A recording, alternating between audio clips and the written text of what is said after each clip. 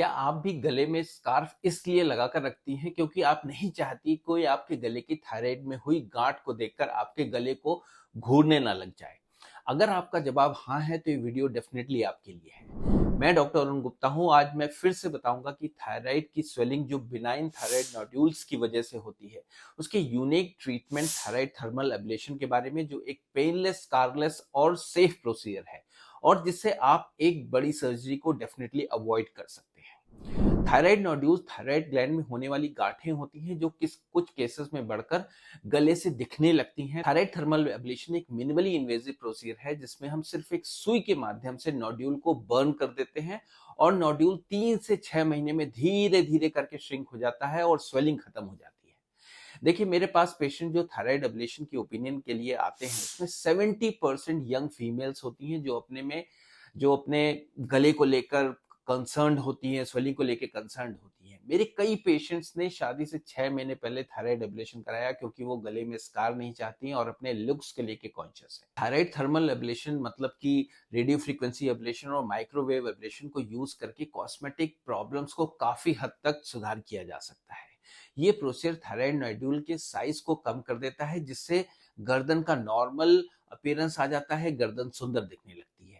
ये उन मरीजों के लिए बहुत फायदेमंद है जिनके बिनाइन मतलब non cancerous thyroid nodules cosmetic concern कर रहे हैं। रिसर्च और मेरे पर्सनल प्रोफेशनल एक्सपीरियंस से हम इस प्रोसीजर के नोड्यूल के साइज को 70 टू 98% साइज कम कर देते हैं जिससे कॉस्मेटिक इंप्रूवमेंट क्लियर कट दिखाई देने लगता है।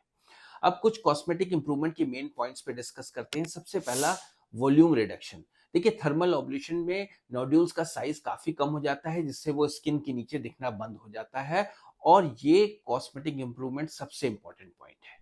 Number 2, minimally invasiveness. Thyroid surgery के कंपैरिजन में थर्मल एब्लेशन एक बिना चीरफाड़ का प्रोसीजर है। इसे हमेशा अल्ट्रासाउंड की मदद से किया जाता है और इसमें चीरा नहीं होता है, रिकवरी का टाइम बहुत कम होता है और ये कॉस्मेटिक प्रॉब्लम्स के लिए सबसे बेस्ट ट्रीटमेंट है।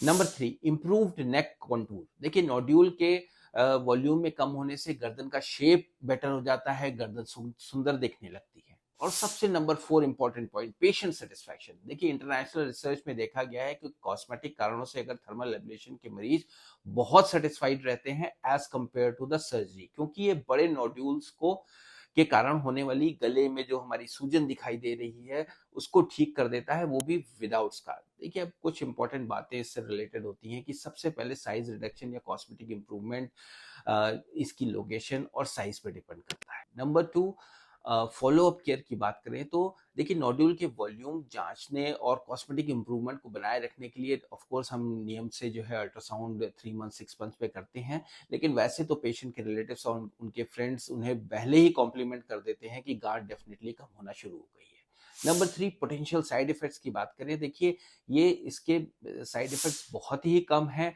बहुत कुछ केसेस में टेम्पररी पेन, कुछ पेशेंट्स में थोड़ी सी स्वेलिंग या जहां से सुई इंसर्ट की गई वहां पे थोड़ी सी ब्लूइनेस देखी जा सकती है जो 5 से 6 दिन में चली जाती है। अगर साधारण शब्दों में, सरल भाषा में बात करूं तो थायराइड नोड्यूल एब्लेशन एक सेफ और बहुत आसान तरीका है जिससे गर्दन की गांठ का साइज और वॉल्यूम कम किया जा सकता है।